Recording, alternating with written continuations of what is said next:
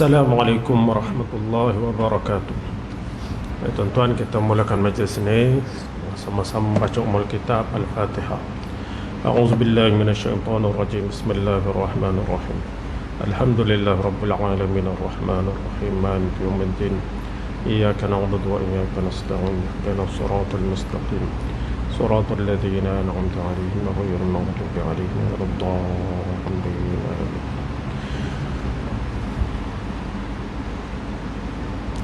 Bismillahirrahmanirrahim. Alhamdulillah rabbil alamin. Wassalatu wassalamu ala asyrafil anbiya'i wal mursalin wa ala alihi wa sahbihi ajma'in.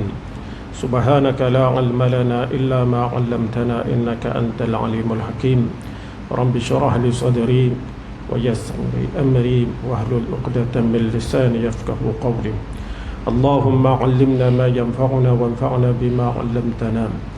وزدنا علما يا أرحم الراحمين وأرنا الحق حقا وارزقنا اتباعه وأرنا الباطل باطلا وارزقنا اجتنابه وجعلنا ممن يستمعون القول فيتبعون أحسنا وأدخلنا برحمتك في عبادك الصالحين ولا حول ولا قوة إلا بالله ولا حول ولا قوة إلا بالله ولا حول ولا قوة إلا بالله العلي العظيم. Allahumma yassir wa la tu'assir wa atmim bil khair ya karim wa ba'du.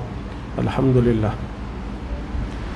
Alhamdulillah, segala puji bagi Allah Subhanahu wa taala di atas segala nikmat yang Allah kurniakan kepada kita.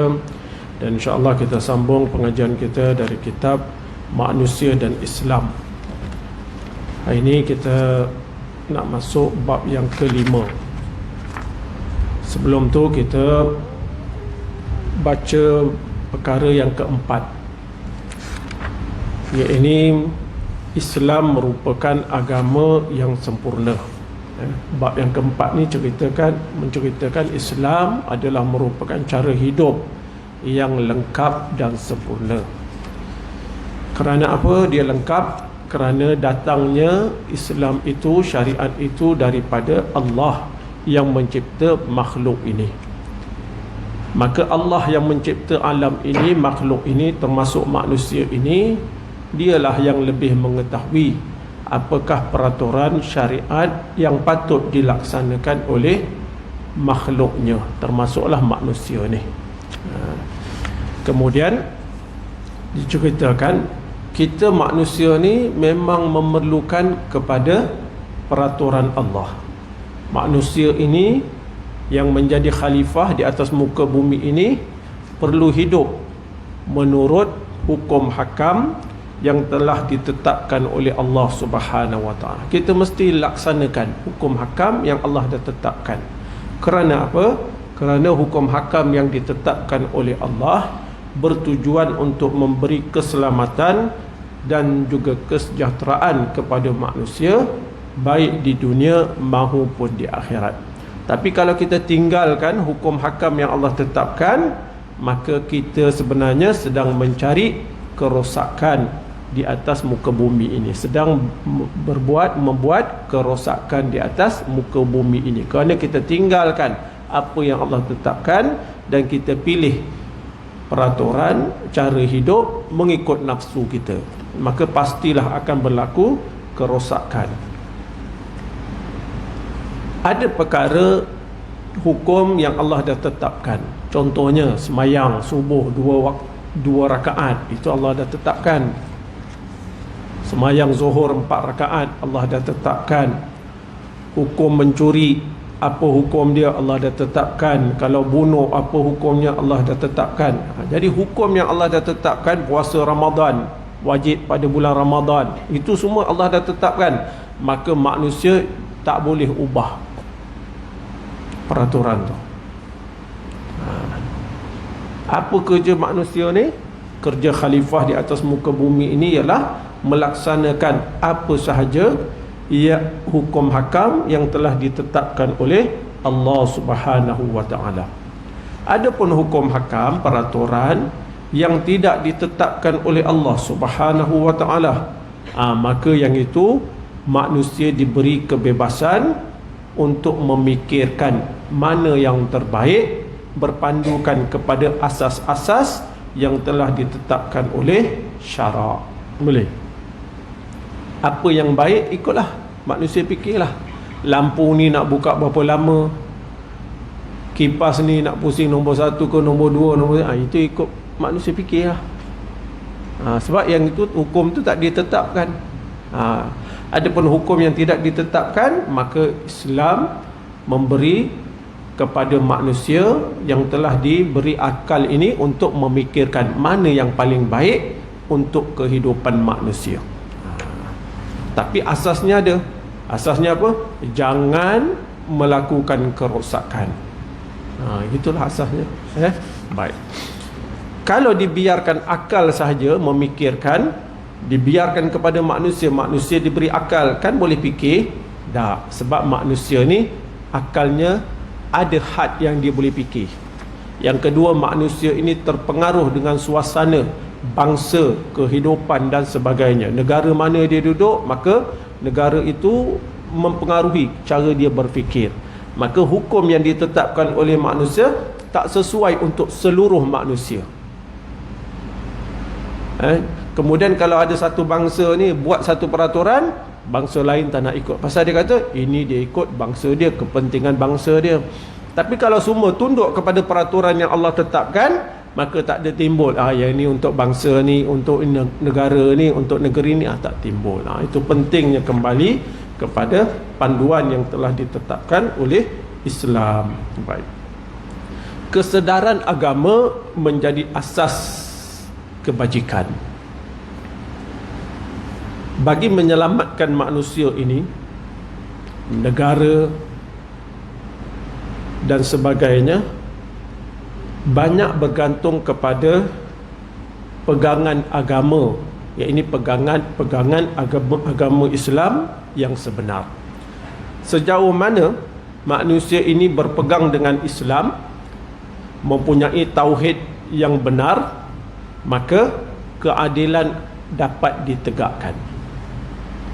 Makna agama kalau ada, diamalkan dan dia berpegang dengan tauhid yang benar, maka dia akan melaksanakan kebajikan. Itu kata dia, bagi menyelamatkan manusia, masyarakat, negara dan dunia keseluruhannya adalah bergantung kepada agama yang benar. Agama yang benar yang berdasarkan kepada tauhid yang murni, keadilan yang mutlak, hukum-hukum yang benar. Jadi nak dapatkan kebaikan di dunia, nak menyelamatkan manusia di dunia ini, maka perlu bergantung kepada agama yang benar. Yang mana apa agama yang benar tu? Mestilah berdasarkan tauhid yang murni, keadilan yang mutlak, dan berpegang dengan hukum hakam yang benar yang ditetapkan oleh Allah Subhanahu wa taala. Segala syariat yang ditetapkan oleh Allah Subhanahu wa taala adalah merupakan jalan-jalan yang menghubungkan antara manusia dengan Allah Subhanahu wa taala. Jadi undang-undang ini, peraturan-peraturan ini, syariat ini menjadi pengawal yang sentiasa melihat segala gerak-geri setiap insan. Jadi peraturan ini perlu tak? Perlu sebagai pengawal. Tapi ada peraturan saja, iman tak ada, tak jadi juga. Tapi kalau tak ada peraturan, lagi rosak. Siapa nak buat apa, buatlah. Tak ada peraturan, rosak tak? Kehidupan pasti rosak. Manusia perlukan kepada peraturan. Namun orang-orang yang beriman kepada Allah, yang beriman kepada Allah yang Maha Esa, tidak berani menipu, sama ada ketika terang ataupun tersembunyi. Kerana apa? Kerana perbuatannya tidak terlindung daripada Allah Subhanahu wa taala. Jadi ini peranan iman. Bila dia ini beriman, Allah melihat segala-galanya, Allah mendengar segala-galanya, Allah mengetahui segala-galanya. Segala amalan kita akan dipersoalkan di akhirat nanti. Bila ada iman ini, maka manusia itu akan tetap taat perintah Allah, tidak berani melanggar perintah Allah Subhanahu wa taala, tidak beranilah buat benda yang haram. Baik. Ini nak cerita pentingnya agama dan juga iman di dalam membina kebajikan. Orang yang beriman sepenuhnya kepada Allah Subhanahu wa taala tidak berani mencuaikan kewajipannya, sama ada dalam terang maupun tersembunyi. Orang yang jujur dalam beragama tidak akan berani melakukan maksiat seperti mengumpat, hasad dengki, menipu, khianat, rasuah, judi. Yang ni semua siapa yang boleh elak? Apabila ada amalan agama dan juga iman di dalam hati. Bila ada iman dalam hati dan dia beramal dengan agama, maka perbuatan-perbuatan maksiat itu akan ditinggalkan. Nak buat boleh, tapi dia tak berani nak buat. Pasal apa? Pasal dia takut nanti akhirat nanti akan diazab. Jadi pentingnya agama ni sebagai asas untuk membina kebajikan, melakukan perkara-perkara yang baik. Ini kerana perkara-perkara itu, maksiat ini akan mendapat pembalasan oleh Allah Subhanahu wa taala di akhirat kelak. Baik. Jadi untuk menetapkan asas dalam kehidupan manusia sejak diciptakan Nabi Adam AS demi memakmur dan membangun dunia ini, maka manusia ini perlu kepada agama, iaitu Islam dan juga iman. Orang yang beriman dengan Allah Subhanahu wa taala akan berpegang teguh dengan ajaran agama, tidak berani melakukan kekejaman, keburukan dan sebagainya.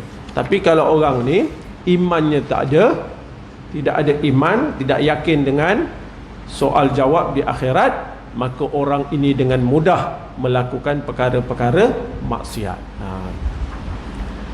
Baik, itu dia nak ceritalah pentingnya agama ini dalam kehidupan. Baik. Kemudian 45, kepentingan iman kepada manusia.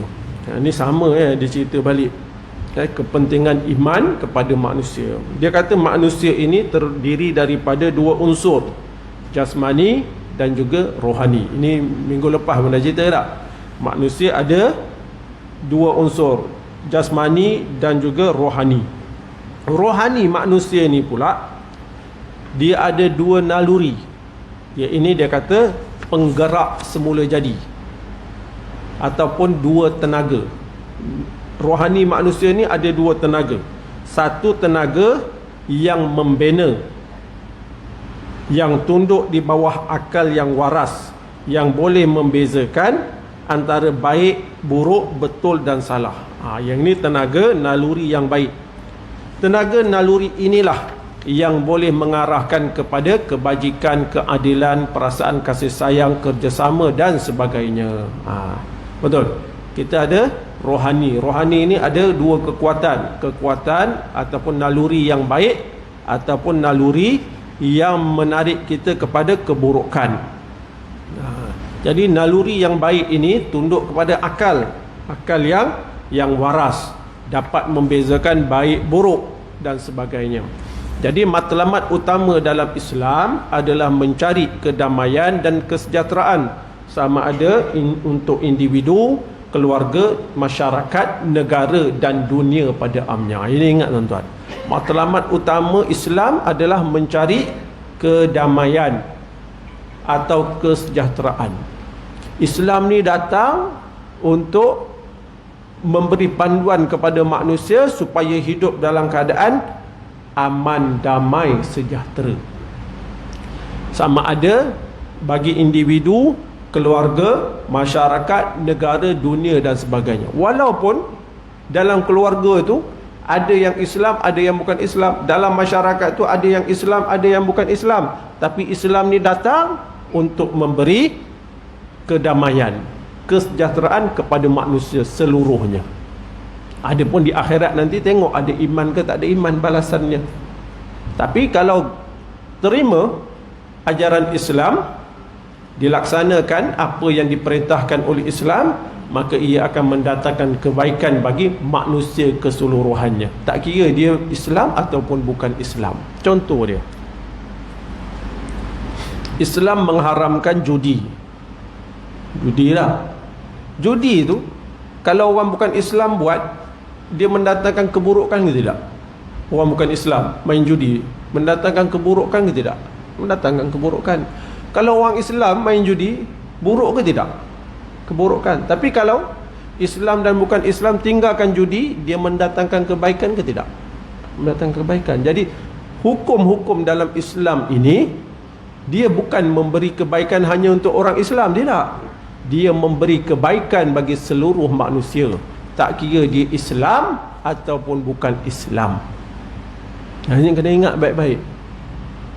Orang ingat dia kata hukum Islam ni untuk kebaikan Islam. Bukan, untuk seluruh manusia. Pasal tu Islam diturunkan untuk memberi kebaikan bagi seluruh manusia, tak kira dia Islam ataupun bukan Islam. Maka sepatutnya orang bukan Islam pun sepatutnya tidaklah rasa rugi kalau ikut hukum Islam. Orang bukan Islam pun sepatutnya sukalah kepada hukum Islam, kerana hukum Islam itu memberi kebaikan bagi seluruh manusia. Minum arak, Islam haramkan arak. Adakah agama yang kata arak itu baik? Tak ada. Kan? Bila Allah kata benda tu haram, memang tak elok untuk semua bangsa, untuk semua agama, memang tak elok. Tuan-tuan carilah satu benda yang Allah haramkan, tiba-tiba dia baik untuk bangsa lain, agama lain. Carilah, mana ada. Semua yang Allah haramkan, pasti benda tu tidak baik untuk seluruh manusia, sama ada dia orang Islam ataupun orang bukan Islam. Itu yang nak cakap, Islam ini agama yang universal, boleh dilaksanakan oleh seluruh manusia. Ini kena highlightkanlah benda ni. Orang tahu Islam ni untuk Islam dah. Cuma di akhirat nanti, dosa pahala, dekat situ bergantung kepada iman ataupun tidak.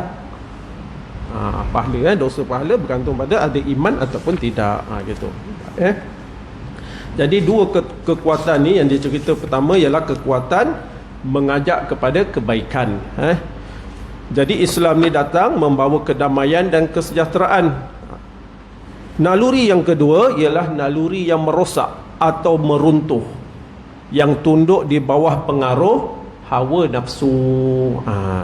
Jadi bila ada kekuatan ni, kekuatan yang tak elok ini, maka akan berlakulah tamak, dengki, keganasan dan sebagainya, merompak, membunuh. Kerana apa? Kerana rohani dia kuat dengan kekuatan yang buruk. Tapi kalau rohani dia ni ada kuat dengan tenaga yang baik, kekuatan yang baik, naluri yang baik, maka dia akan buat benda yang baik. Okey, boleh tak setakat tu? Lepas tu dia datang pula cerita, manusia berada dalam dua kekuatan naluri. Jadi kita ni hidup antara dua ni lah. Dua kekuatan atau tenaga naluri ini, dengan dua kekuatan ini manusia menjalani kehidupan dalam masyarakat. Ditambah pula dengan pengaruh kebendaan dunia, kesilauan terhadap perhiasan dunia yang 1001 macam, seperti wang, emas, perak, bangunan tersergam, alat perhiasan. Semua itu menarik manusia, mempengaruhi manusia. Maka manusia tersepit di antara dua pengaruh tersebut. Satu perintah Allah, satu lagi pengaruh dunia. Maka manusia duduk tengah-tengah. Mana satu yang paling kuat mempengaruhi seseorang manusia? Ramailah manusia yang lebih condong kepada perkara-perkara yang membinasakan. Ramai manusia condong.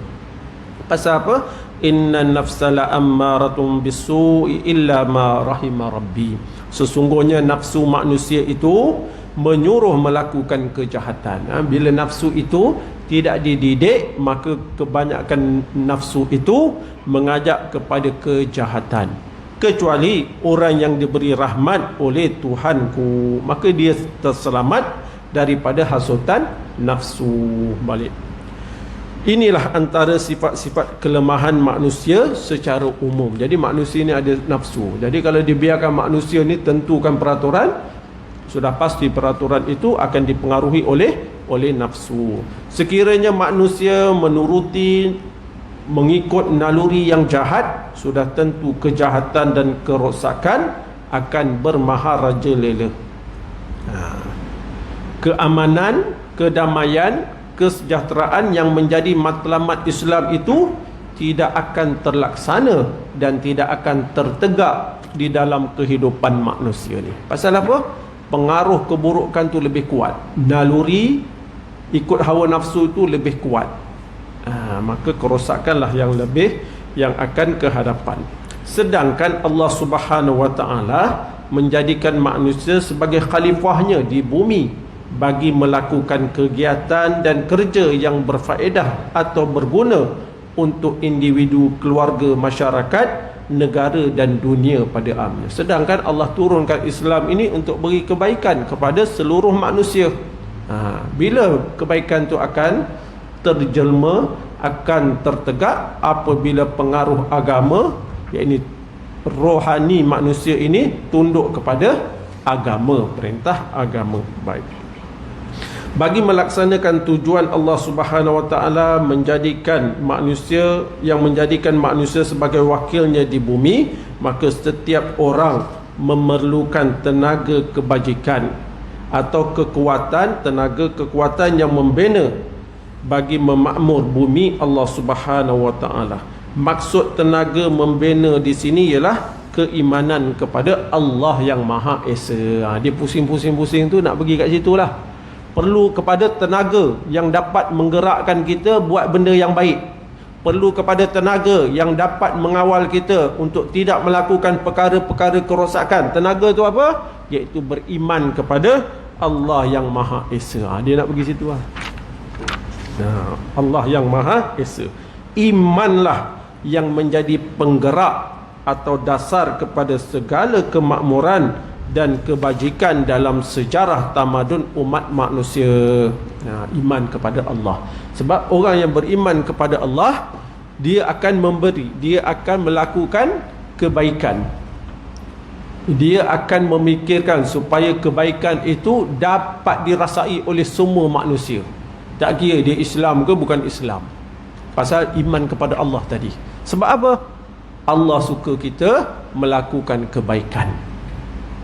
Islam mengajar kita supaya melakukan kebaikan. Setiap kebaikan yang kita lakukan akan diberi ganjaran pahala oleh Allah Subhanahu wa taala. Maka orang Islam yang beriman kepada Allah yang Maha Esa ni akan melakukan kebaikan, sama ada terhadap orang Islam ataupun terhadap yang bukan Islam, bahkan terhadap binatang sekalipun. Macam tu hebatnya Islam ni. Lepas tu kita kalau buat kebaikan pada binatang, maka dia mendatangkan pahala bagi kita. Macam tu juga bila seseorang ini beriman kepada Allah yang Maha Esa, dia tidak berani melakukan kejahatan, keburukan kepada manusia lain, sama ada dia orang Islam ataupun bukan Islam. Bahkan kepada binatang pun tak berani.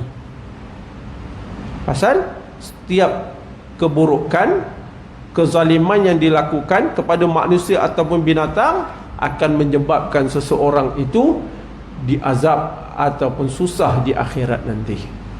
Jadi iman tadi itu menyebabkan manusia ini hebat di dalam kehidupan dia. Hebat Dia akan melakukan kebaikan untuk seluruh manusia dan akan meninggalkan segala perkara yang mendatangkan keburukan kepada manusia ataupun alam sekitar. Alam sekitar ni. Orang yang beriman ni berani ke merosakkan alam sekitar? Tak berani. Sebab apa? Sebab Islam mengajar semua amalan kita dicatat, semua amalan kita dipertanggungjawabkan nanti di akhirat. Adakah orang berani nak rosakkan apa? Sungai-sungai, buang apa? Racun ke bukan racun apa? Bahan-bahan kimia. Berani ke? Tak berani. Pasal benda tu merosakkan, mendatangkan mudarat. Maka orang yang beriman tak berani buat benda tu. Ini Islam ni agama yang cukup hebat. Mungkin ada orang ni semua, yang ni saya tak ceritalah. Pengertian iman, boleh habis tuan-tuan pengertian iman. Iman ni berasal daripada perkataan amanah. Dalam bahasa Melayu bermakna aman. Iman tu bermakna aman atau membentuk keadaan aman dan tenteram. Membentuk keadaan aman dan tenteram. Iman itulah katanya dari segi bahasa. Adapun iman dalam ilmu tauhid membawa makna membenarkan dengan hati, berikrar dengan lisan, serta beramal dengan ajaran-ajaran Allah Subhanahu wa taala yang dibawa oleh Nabi Muhammad sallallahu alaihi wasallam. Makna iman ni apa makna? Iman ni ialah qaulun bil lisan, tasdiqu bil jinan, wa amalun bil arkan. Ya, ini membenarkan dengan hati, ikrar ataupun mengucap pengakuan dengan lidah, itulah asyhadu alla ilaha illallah, dan beramal dengan Islam. Boleh. Iman ialah pegangan hati, pengakuan dengan hati. Kita mengaku Allah ni esa, Nabi ni ada, Rasul ni ada, apa yang Rasul beritahu semua betul. Itu dalam hati. Kemudian diakui dengan lisan, kita mengucap 2 kalimah syahadah dan sebagainya. Kemudian beramal dengan anggota. Bagi memenuhi pengertian beriman kepada Islam, perlulah menyempurnakan ketiga-tiga perkara ini. Kalau nak sempurna iman kita, 3 perkara ni mesti sempurna. Yang ini mengakui dalam hati bahawa Islam itu benar, mesti mengakui macam tu, dan menyatakan dengan lidahnya bahawa Islam itu agama yang benar. Ketiga, serta mengamalkan ajaran-ajaran yang terkandung dalam agama Islam. Jadi kalau orang ni beriman, iman yang sempurna ni, dia kena mengakui 3 benda ni. Dia mesti mengakui Islamlah agama yang benar, Allah ni esa dan sebagainya. Kemudian lidahnya mengakui agama Islamlah yang benar. Jadi apa sahaja yang datangnya daripada Allah, daripada Rasul, dia akan membenarkan. Dia takkan nak komplain-komplain, tak ada lah. Bila datang daripada Allah, jangan komplain, tak boleh komplain. Sebab bercanggah dengan apa yang kita akui. Kita kata Islam tu benar, kemudian kita beramal dengan ajaran-ajarannya. Sekiranya ketiga-tiga perkara ini tidak ada, maka tidaklah sempurna keimanan seseorang itu terhadap agama Islam. Rasulullah sallallahu alaihi wasallam bersabda, laisal imanu bitamanni walakin ma waqqara fil qalbi wa saddaqahu al-amal. Iman itu bukan dengan angan-angan dan perhiasan.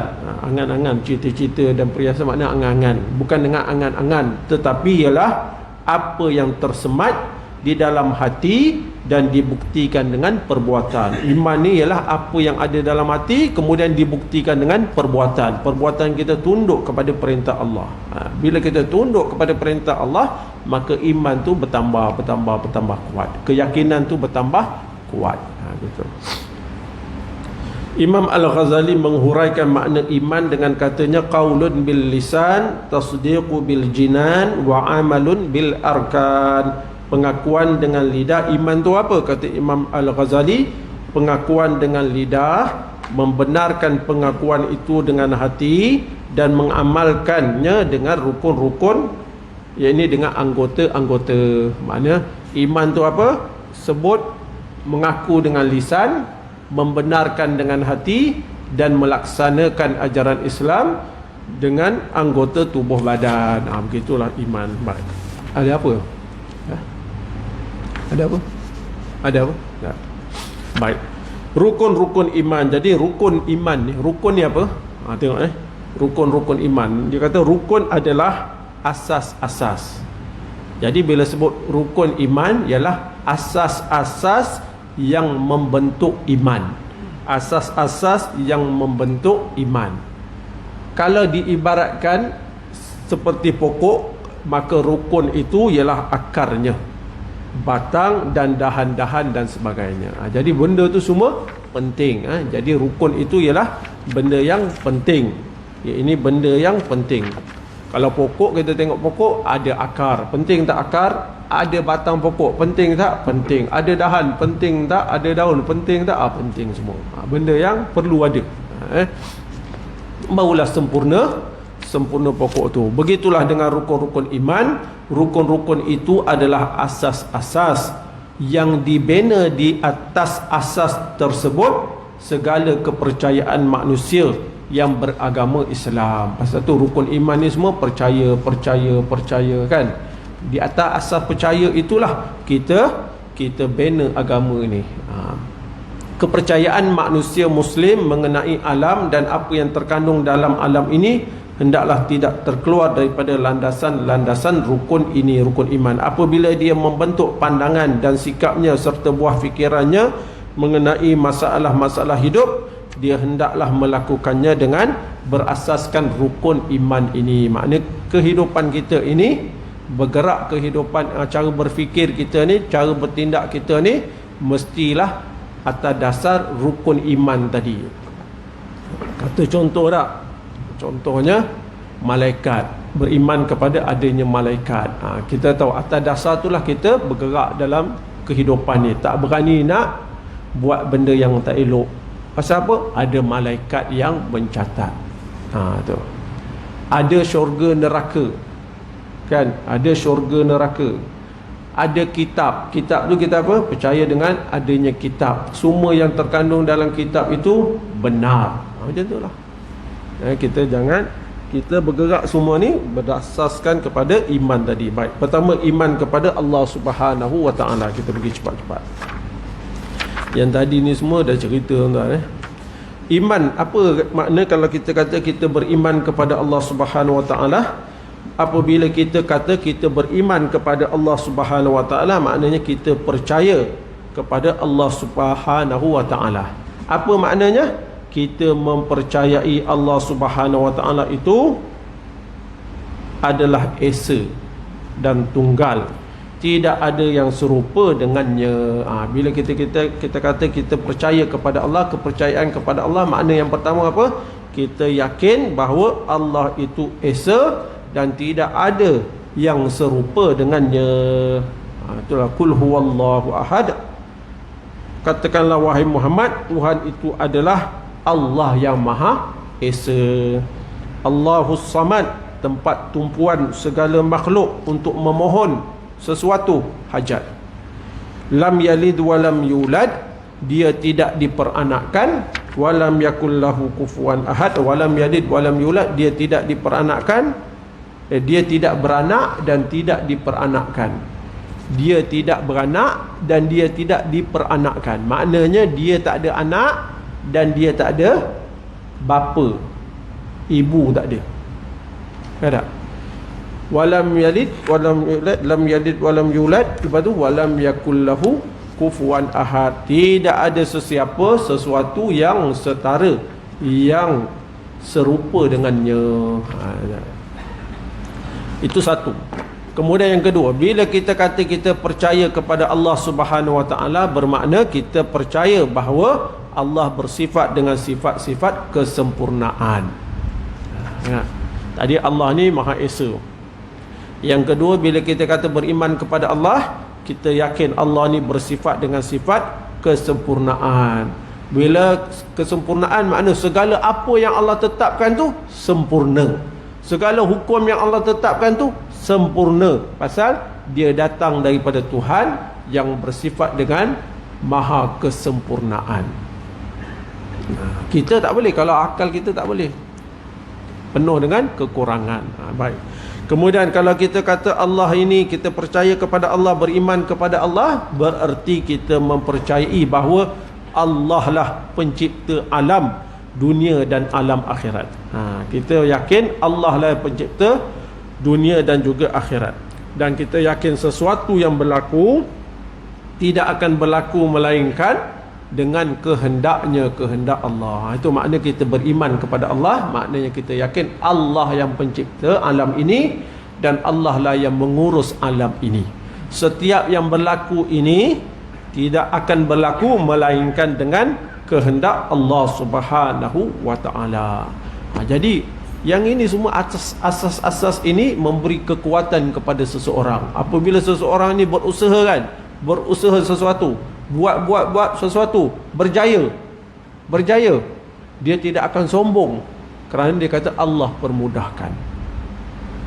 Apabila kita merancang sesuatu, buat sesuatu, gagal, kita tidak akan rasa apa, frustrated, apa Melayu cakap, kita tidak akan kecewa sehingga kita tinggalkan benda tu. Tak ada. Kita kata bila kita dah berusaha, Allah bagi ganjaran. Adapun kita gagal ni, matlamat yang kita nak cari ni tak tercapai, gagal, itu tak apa, pasal Allah dah takdirkan. Usaha lagi, macam itulah hebatnya. Tidak ada kecewa langsung tak makan lah apa, tak ada. Itu orang yang beriman tu. Sebab dia tahu amalan yang dia buat itu Allah dah bagi ganjaran. Adapun natijah tadi gagal, yang itu Allah dah tetapkan, nak suruh kita usaha lagi. Gitu, hebat. Yang ketiga, yang keempat, berapa tak tahulah. Apabila kita kata beriman kepada Allah, bererti kita mempercayai bahawa Allah lah yang menghidupkan dan mematikan. Dialah yang memberi rezeki, dan kepadanya lah, kepada Allah lah bergantung segala yang ada di langit dan di bumi. Maknanya bila kita kata beriman kepada Allah, kita yakin Allah lah yang tentukan hidup dan mati. Allah yang menghidupkan, Allah yang mematikan. Dan segala rezeki pun Allah yang tentukan. Tapi dia suruh kita usaha. Tapi yang menentukan dapat berapa banyak ni semua, dapat rezeki dapat ke tidak, itu Allah tetapkan. Tapi kita usaha itu diberi ganjaran. Segala yang ada di bumi dan di langit semuanya bergantung kepada Allah, iaitu memerlukan kepada Allah, berharap kepada Allah Subhanahu wa taala. Kemudian beriman kepada Allah Subhanahu wa taala bermakna percaya bahawa semua makhluk ini adalah milik Allah Subhanahu wa taala. Semua makhluk ni adalah milik Allah Subhanahu wa taala. Allah lah tuannya. Tak kira lah dia orang Islam ke bukan Islam ke, pokok ke binatang ke ikan ke, siapa pemilik dia? Allah. Siapa tuan dia? Allah. Dan dialah sahaja, Allah sahajalah yang berhak mengatur perjalanan makhluknya. Semua perkara yang mengatur perjalanan hidup manusia hendaklah bersumber daripada Allah Subhanahu wa taala. Tengok, bila kita kata kita beriman kepada Allah, makna kita yakin bahawa semua makhluk ini adalah milik Allah. Allah lah tuan, termasuk manusia ni. Maka semua makhluk ini diatur perjalanannya oleh Allah Subhanahu wa taala. Allah tetapkan matahari terbit daripada mana, tenggelam kat mana, bulan berapa hari bulan nak terbit, kan? Terbit ke bulan? Dipanggil terbit dah. Terbit juga ada. Gitu.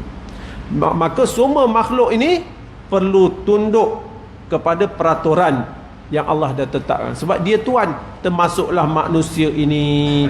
Perjalanan hidup manusia ini, semua perkara yang mengatur perjalanan hidup manusia hendaklah bersumber daripada Allah Subhanahu wa taala. Makna perjalanan hidup kita ni, apa nak guna ni, apa peraturan nak guna ni, ini nak guna apa, ikut mana, tengok Allah tetapkan peraturan ke tidak.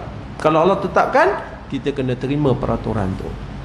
Itu maknanya semua segala perkara yang mengatur perjalanan hidup manusia hendaklah bersumber daripada Allah Subhanahu wa taala, kerana dia adalah tuan bagi sekalian alam, kan? Alhamdulillah Rabbil Alamin, Tuhan sekalian alam, Tuhan yang mentadbir. Baik. Kemudian seterusnya, bila kita kata kita beriman kepada Allah, maka bermakna kita yakin dan percaya bahawa Allah sahajalah